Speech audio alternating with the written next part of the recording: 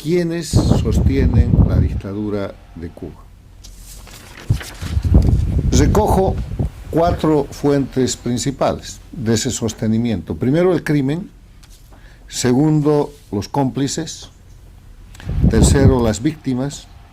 Y cuarto, la indiferencia o la cobardía de gobiernos e instituciones internacionales obligadas a cesar a la dictadura de Cuba. Esta es una ecuación muy pesada y vamos a describir punto por punto el crimen. El crimen porque lo que llamamos dictadura de Cuba, que se presentó con narrativa de revolución, no es sino una organización transnacional de crimen organizado, una organización delictiva específicamente tipificada por la Convención de Palermo, que es la Convención contra la Delincuencia Organizada Transnacional de las Naciones Unidas, desde la cual se cometen desde el año 1959 todos los crímenes que se puedan imaginar. Crímenes de lesa humanidad, crímenes contra los derechos humanos, crímenes económicos, crímenes abominables, de los cuales voy a enumerar algunos. El principal es el terrorismo de Estado, que es un conjunto de crímenes que se cometen desde el régimen, desde el gobierno contra la población, para obligarla a someterse mediante el miedo. Y ese es un producto además de exportación con el cual han establecido las dictaduras en Venezuela, en el Ecuador de Correa, en Bolivia, en Nicaragua. Terrorismo de Estado. Después hay que recordar que Cuba es el primer narcoestado de la región. En la década de los 60, Fidel Castro proclamaba que entre los mecanismos de agresión contra el imperialismo estaba el narcotráfico, que había que inundar Estados Unidos con drogas. Pero lo hizo en la práctica cuando en la década de los 80 se asoció con Pablo Escobar Gaviria, el narcotraficante colombiano, y con el narcotraficante boliviano Roberto Suárez Gómez, y terminó, para tratar de lavarse, fusilando al general Ochoa, al coronel de la Guardia y otros, pero quedó marcado como el primer narcoestado, de donde no ha salido. Hoy día Cuba es el primer narcoestado de la región. El terrorismo, las guerrillas, a partir de la llegada al poder del régimen cubano, se crean todas las guerrillas de América Latina. Lo que queda son las FARC, el ELN, pero Ejércitos de Liberación Nacional existieron en Bolivia, en Centroamérica, en todo lado. Ahí está el sandinismo que está en el gobierno, son las guerrillas que creó la dictadura cubana. Las invasiones, han invadido países. La migración forzada, que es su negocio, que ha sido bloqueado hace unos meses por Estados Unidos, porque esa es una forma de agresión en el marco de lo que se llama la guerra híbrida.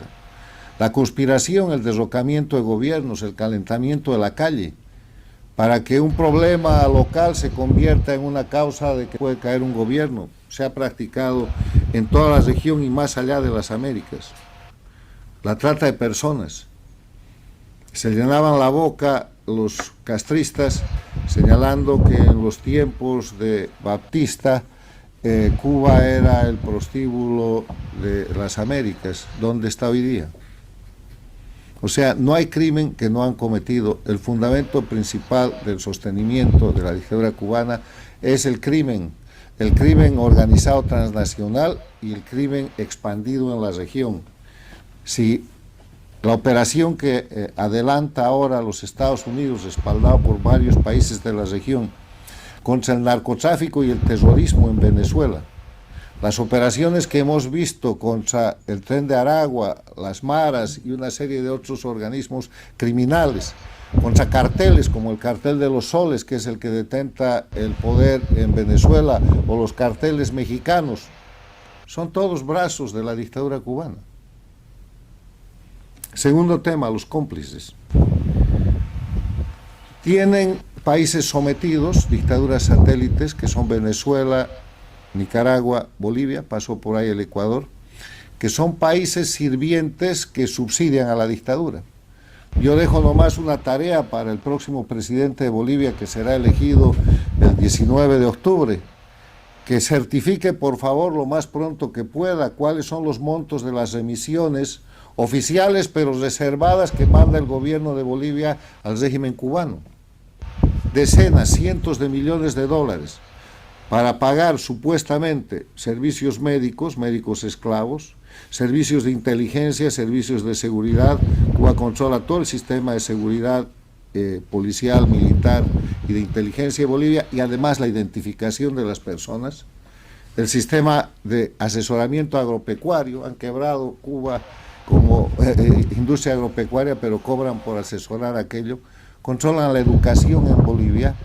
Hay asesores educativos que están envenenando a la niñez boliviana, pero lo importante de eso, además de deshacerlo, es saber cuánto le ha pagado el pueblo boliviano al sostenimiento de la dictadura de Cuba por todos esos crímenes, porque se paga por los crímenes.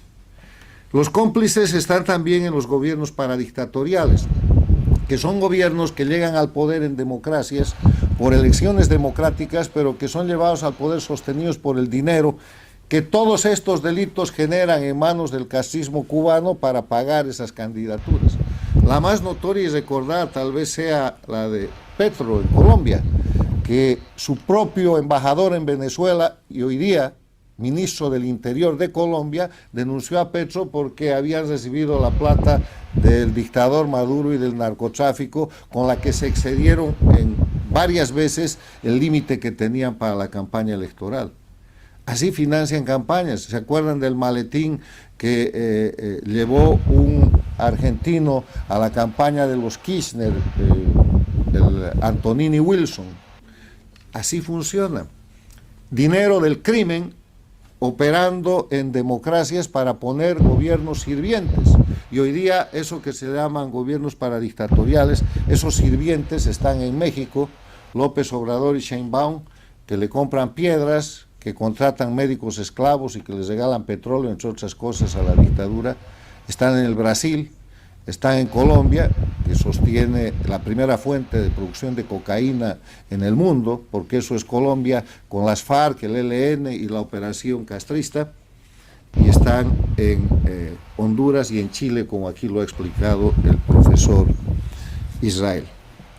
Gobiernos de Europa, como la vergonzosa política exterior española, que llegó a infiltrar del gobierno de Sánchez, que llegó a infiltrar a la Unión Europea con el representante que acaba de cesar hace unos meses, sosteniendo la dictadura cubana como si fuera un proceso revolucionario, cuando en verdad todo el mundo ya sabe que es crimen organizado y que eso no es sostener una revolución, sino encubrir un grupo de mafiosos. Y los sometidos intelectuales, aquellos que no han entendido que lo que llamaban revolución era un engaño, pero que como viven de eso, han penetrado sistemas académicos y universitarios de las Américas y el mundo, y viven de eso repitiendo y dando un sostenimiento de carácter doctrinario a ese grupo criminal. Tercero, las víctimas. Aquí han sido muy claros, tanto doña Ileana Labastida, Darcy Borrero y Luis Galeano, que ha sido muy crítico, en demostrar cómo son las víctimas, los exiliados, los expatriados, los perseguidos, quienes sostienen por solidaridad con sus familias a las dictaduras. Los temas simplemente se llaman viajes, remesas, envío de alimentos, cargas telefónicas, todo eso controlado por el aparato criminal, militar que tiene la dictadura cubana. Y finalmente, la indiferencia y la cobardía de gobiernos democráticos que no reconocen en la dictadura cubana el enemigo que los agrede y que, como se hace con toda mafia, deciden pagarles una cuota de sobrevivencia. La cuota de sobrevivencia que pagan los gobiernos democráticos de América Latina a la dictadura cubana es primero reconocerla como gobierno y seguir repitiendo la palabra revolución. La cuota de sobrevivencia que gobiernos latinoamericanos le pagan a la mafia instalada en Cuba desde hace 66 años es mantener relaciones internacionales y permitir en su territorio, con inmunidades y privilegios diplomáticos, que operan temas criminales, que son parte de un entramado delictivo.